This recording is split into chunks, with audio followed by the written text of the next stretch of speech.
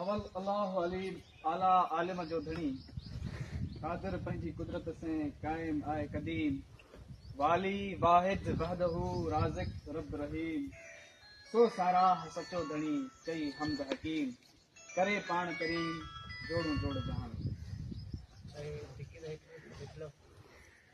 अज ही प्रोग्राम असां मारकाए हक़ जे हवाले सां मुनक़िद कयो आहे।